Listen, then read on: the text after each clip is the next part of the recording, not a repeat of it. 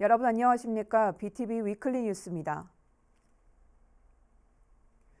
26일 0시 기준 충남 지역 백신 접종 완료율이 72.9%로 나타났습니다. 전국적으로도 접종 완료율이 70%를 넘어섰는데요. 다음 달 1일부터 단계적 일상 회복에 들어갑니다. 보도에 김장석 기자입니다. 26일 0시 기준 10월 발생한 충남 지역 확진자는 1,080명. 지난달 확진자 2,170명에 비해 절반 수준입니다. 예방접종률 역시 1차 접종은 인구 대비 81.9%를 기록했고 접종 완료자도 70%를 넘어섰습니다. 접종률이 높아지면서 다음 달 1일부터 단계적 일상 회복에 들어갑니다. 먼저 1단계로 생업시설의 운영 제한이 완화됩니다. 식당과 카페, 헬스장, 영화관 등이 24시간 영업할 수 있으며 유흥시설은 밤 12시까지 영업이 가능합니다. 사적 모임도 백신 접종 여부에 상관없이 10명까지 가능해집니다. 다만 미접종자의 경우 식당과 카페 이용 인원 규모가 제한됩니다. 유흥시설과 노래방, 목욕탕 등 고위험 시설을 이용하기 위해서는 백신 패스나 음성 확인서가 필요합니다.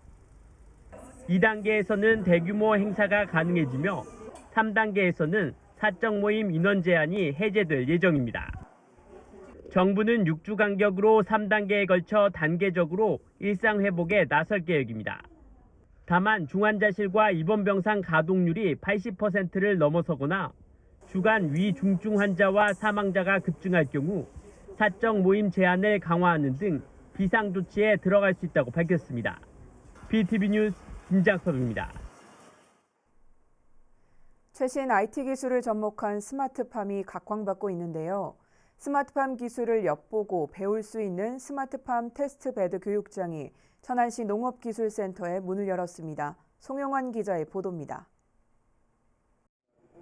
온실 속의 오이가 주렁주렁 달렸습니다. 최신 정보통신 기술을 적용한 스마트팜 온실입니다. 온도와 습도, 일사량 등을 실시간으로 관찰해 생육 상태에 맞는 최적의 환경을 제공합니다. 바닥에 설치된 관로를 통해 5도에서 50도까지 온도 조절이 가능하고 복합 양액 제어 시스템도 갖추고 있습니다. 여기에 사전에 동의를 얻은 농가들의 정보도 관제실이나 스마트폰으로 언제든지 확인할 수 있어 맞춤형 컨설팅이 가능합니다. 농가의 생육 환경을 갖다 실시간으로 모니터링할 수 있고요.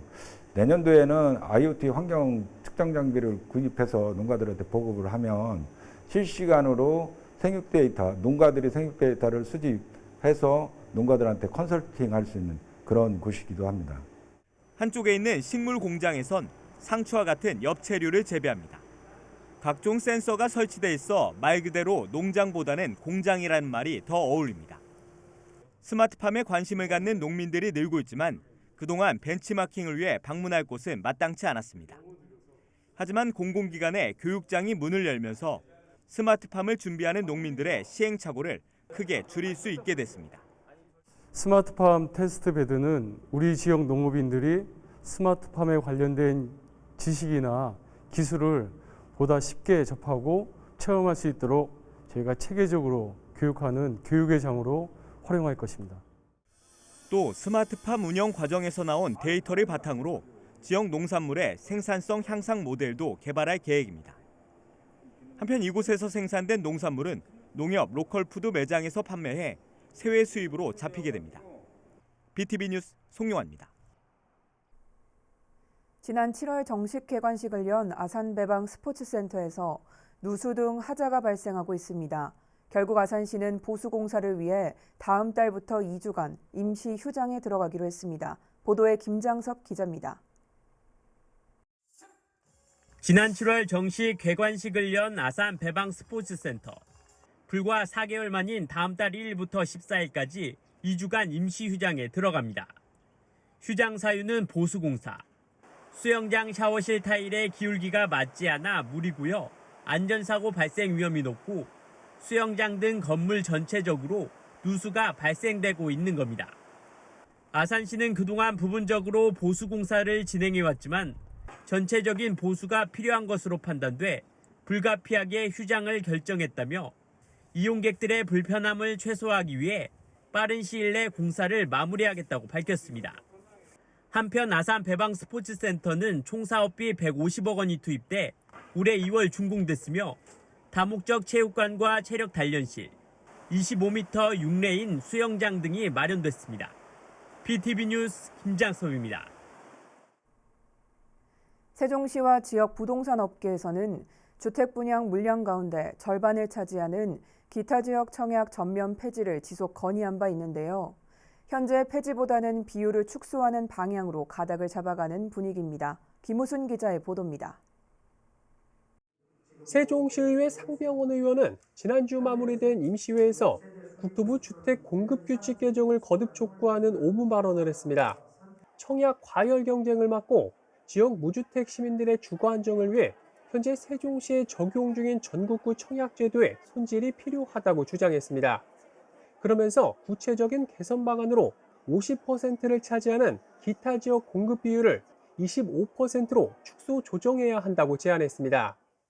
현재 주택 공급 규칙상의 기타 지역 50% 비율을 25% 내외로 합리적으로 조정하여 무주택 세종 시민의 주거 안정을 도모해야 합니다. 비슷한 주장은 이미 국토부 국정감사에서 제기된 바 있습니다. 세종시가 지역구인 강준현 국회의원은 현재 50대 50인 당해와 기타 지역 청약 비중을 당해 70, 수도권 20, 기타 지역 10% 비율로 조정해야 한다고 보다 세분화된 대안을 내놨습니다. 지금은 지역 우선 50%, 그다음에 기타 지역 50% 이렇게 돼 있는 거를 제가 제안을 했었죠.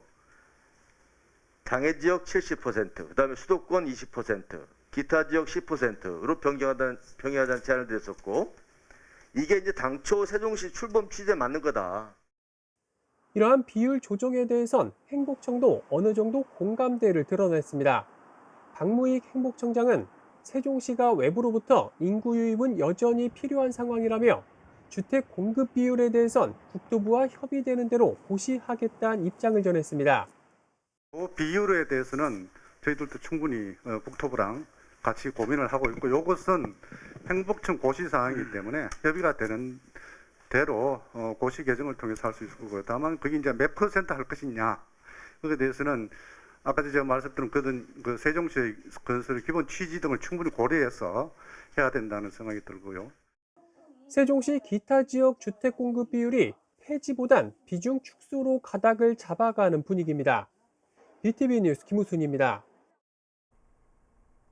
천안시가 논란이 됐던 조병업 박사 동상을 결국 철거했습니다. 하지만 문제를 제기한 시민단체의 요구는 받아들여지지 않았고 협의 과정도 생략돼 반발을 사고 있습니다. 송용환 기자의 보도입니다. 아운의 독립만세운동 기념공원입니다. 만세운동에 나선 군중을 표현한 조형물 가운데 유석 조병옥 박사를 형상화한 동상이 눈에 띕니다. 조병옥 박사를 특정한 게 아니라는 주장도 있지만 당시에는 드문 나비 넥타이와 양복 차림, 구두 등은 조 박사를 연상케 합니다. 천안 출신의 독립운동가인 조병옥 박사는 제주 4.3항쟁에서 양민학살을 주도했고, 정작 아운의 만세운동 당시 국내에 있지 않아 동상 철거 요구가 계속됐습니다. 논란이 일자 천안시는 지난 9월 15일 문제가 됐던 동상을 철거하고 특정 인물을 형상화하지 않은 동상으로 새로 교체했습니다. 철거와 교체 비용은 총 4,800만 원으로 기존 동상은 100여만 원을 받고 고물상에 넘겨 세외 수입으로 처리됐습니다. 하지만 동상 교체 과정에서 정작 민원을 제기한 민족문제연구소에는 아무런 통보를 하지 않아 비판이 제기됐습니다. 역사 교육 차원에서 철거한 동상을 공원에 함께 두고 동상 설치와 철거 과정을 기록한 표지판을 설치해달라는 요구도 받아들여지지 않았습니다. 그냥 잘못됐다는 것을 은폐하기에 바빠서 모르게 바꾸는 어떤 그런 게 너무 강하게 보이기 때문에 앞으로도 추후에 이런 게 반복되지 않게 하기 위해서는 반드시 그 잘못된 행위에 대해서 이에 대해 천안시는 관련 규정에 따라 처리했고 시민단체와 협의할 의무도 없다며 표지판 설치 계획 또한 없다는 입장입니다. BTV 뉴스 송용환입니다. 임원 해임 등으로 내홍을 겪은 충남 아산FC가 쇄신을 약속했습니다.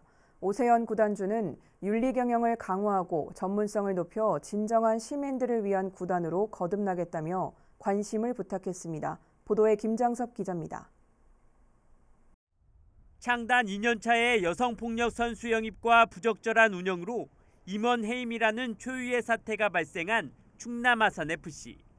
구단주인 오세연 아산시장은 향후 축구단 운영 계획 발표에 앞서 다시 한번 고개를 숙였습니다. 구단주로서 하나하나 세심히 살피지 못한 점 아산 시민과 충남도민 그리고 전국의 팬 여러분께 송구스러운 마음일 뿐입니다. 우리 구단을 애정으로 지켜보시는 모든 분들께 다시 한번 사과의 말씀을 드립니다. 그러면서 충남 아산FC 운영의 첫 번째를 윤리 경영에 두겠다고 밝혔습니다. 범죄 행위와 불공정 행위, 사회적 물의를 일으킨 단원은 선발 검토 단계부터 배제하고 윤리의식 교육 프로그램을 강화할 계획입니다. 또한 조직관리 경험과 윤리의식을 갖춘 대표이사를 선임하고 위촉직 이사의 경우 지역 제한 없이 해당 분야의 전문가로 확대하겠다고 말했습니다. 아울러 사무국장과 감독, 스태프 역시 공개 경쟁으로 채용해 전문성을 높이겠다고 밝혔습니다. 구단 재정 규모에 맞는 선수 총액 인건비 비율제를 실시하고 고액 연봉의 외국인 선수 대신 역량 있는 국내 선수를 발굴 영입해 재정적 한계를 극복할 계획입니다. 선수들의 최소 경기 출전을 보장하고 연고지 밀착도 강화로 축구를 통한 지역사회 연대감을 높이겠다고 약속했습니다. 충남 아산FC를 사랑하는 아산 시민과 충남도민, 전국의 팬 여러분께서도 더 많은 관심과 성원으로 함께해 주실 것을 부탁드립니다. 임원 해임 등으로 운영에 파행을 겪은 충남 아산FC. 쇄신 계획을 통해 신뢰받는 프로축구 구단으로 거듭날 수 있을지 주목됩니다. BTV 뉴스 김장섭입니다.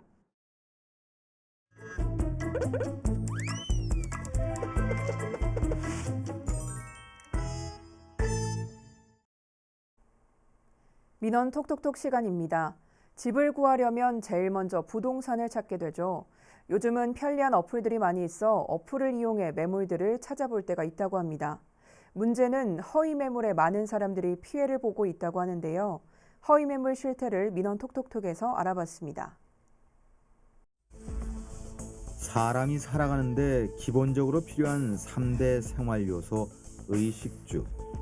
그 중에서도 집은 휴식을 취하고 잠을 자는 중요한 공간인데요. 사람들은 직장이나 통학 등 여러 이유로 독립을 하고 집을 구합니다.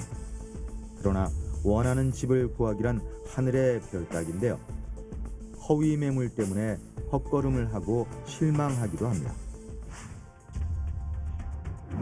집을 구하려면 우선 부동산에 문의해야 합니다. 부동산에 문의하면 원하는 조건에 맞춰 방을 보여주는데요. 요즘에는 공인중개 어플을 이용해 편리하게 방을 볼 수 있습니다. 하지만 어플을 통해서 마음에 드는 방을 보아도 반드시 그 집을 구할 수 있는 것은 아닙니다. 바로 허위 매물이 존재하기 때문이죠. 허위 매물은 말 그대로 거짓된 물건, 거짓된 집을 말하는데요.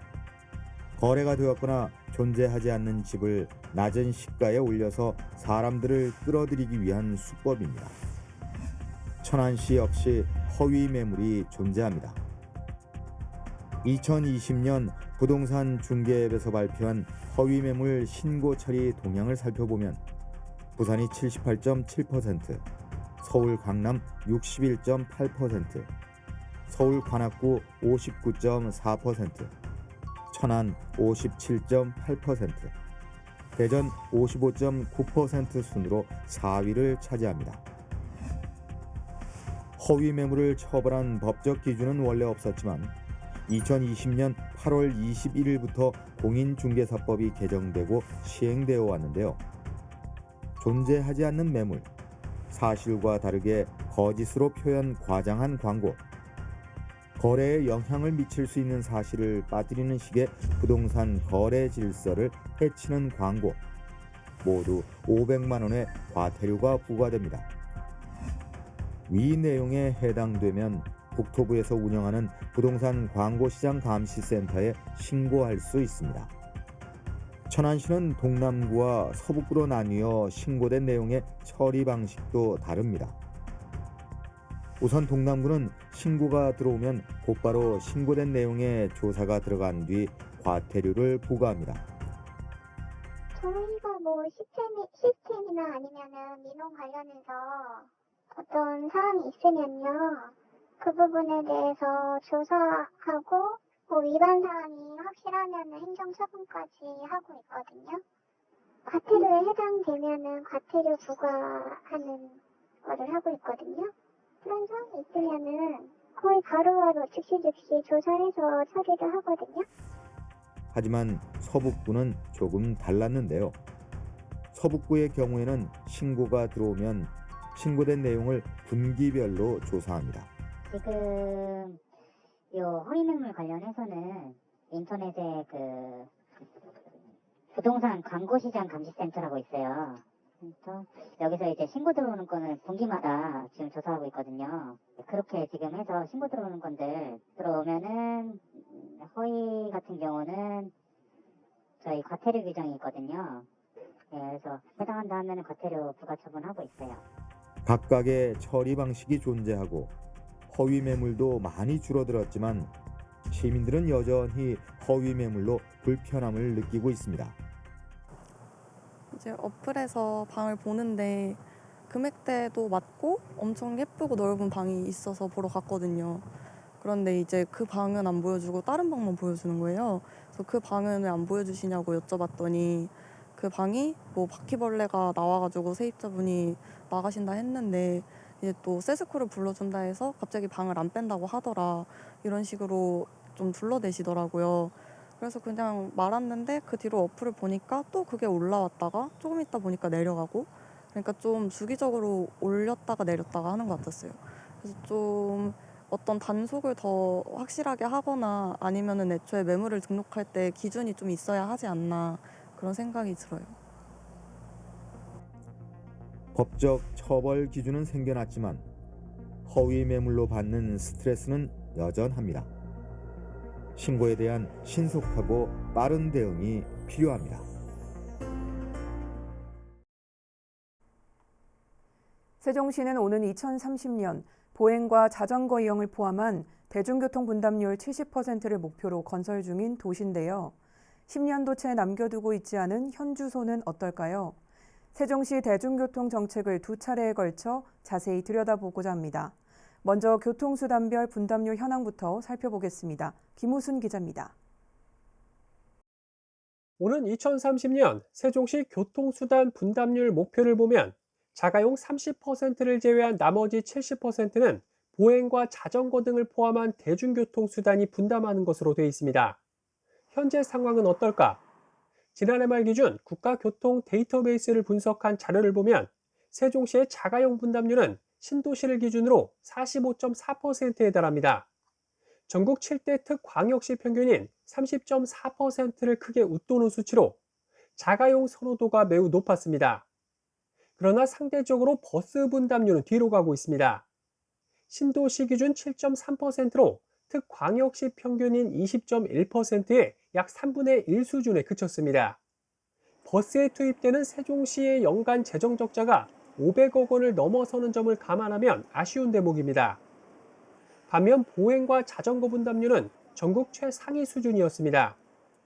신도시 기준 보행 분담률은 무려 44.5%로 특광역시 평균인 25.3%를 크게 웃돌았고, 자전거 분담률은 3.1%로 전국 평균의 2배에 달했습니다.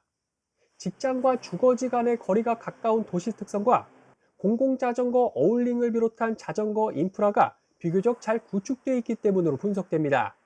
이에 대해 전문가들은 자가용 이용을 억제하는 동시에 인근 도시를 편하게 연결하는 광역 대중교통 정책과 교통수단별 연계 강화 방안 등을 적극 고민해야 한다고 조언하고 있습니다. 저희가 충청권 통합요금체계가 연구가 진행되고 있는데요.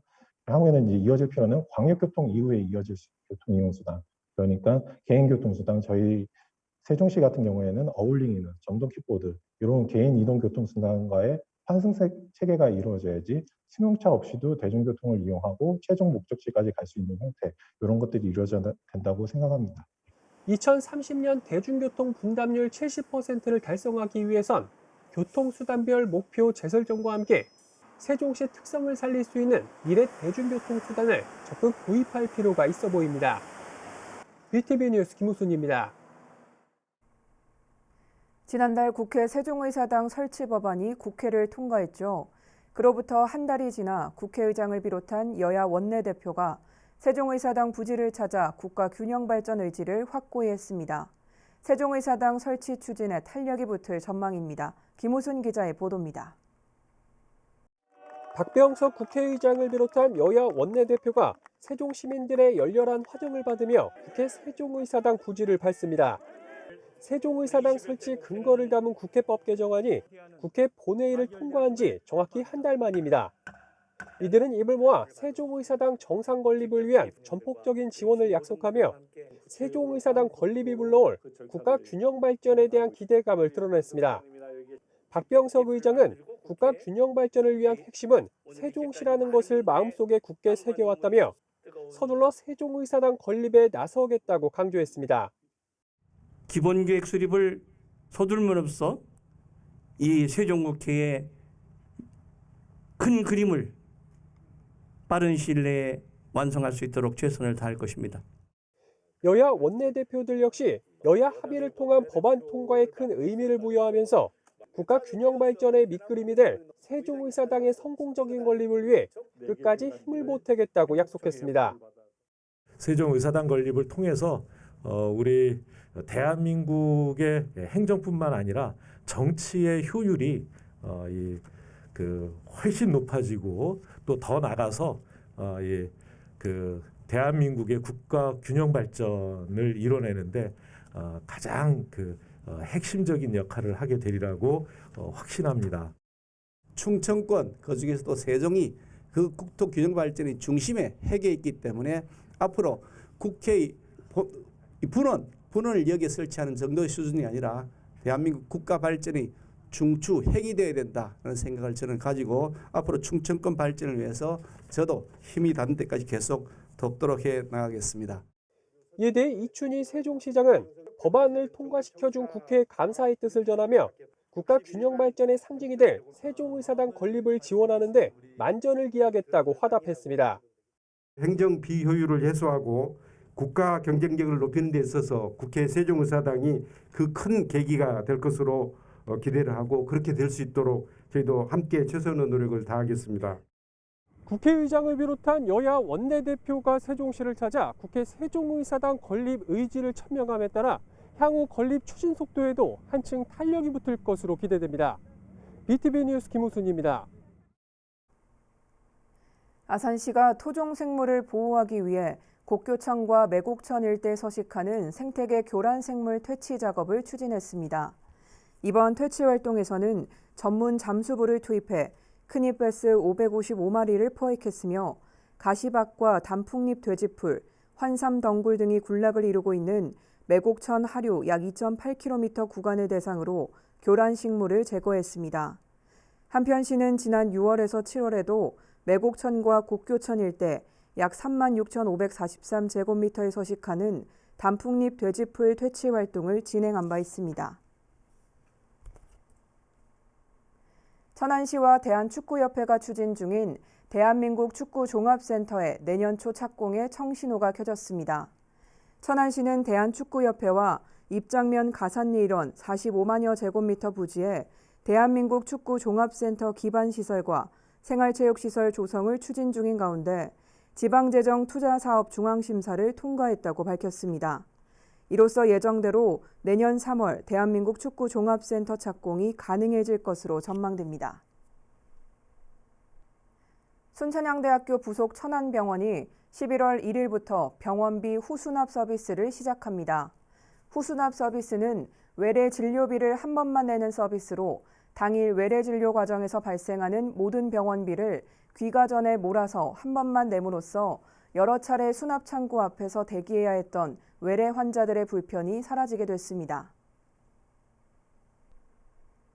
이상으로 BTV 위클리 뉴스를 마칩니다. 시청해주신 여러분 고맙습니다.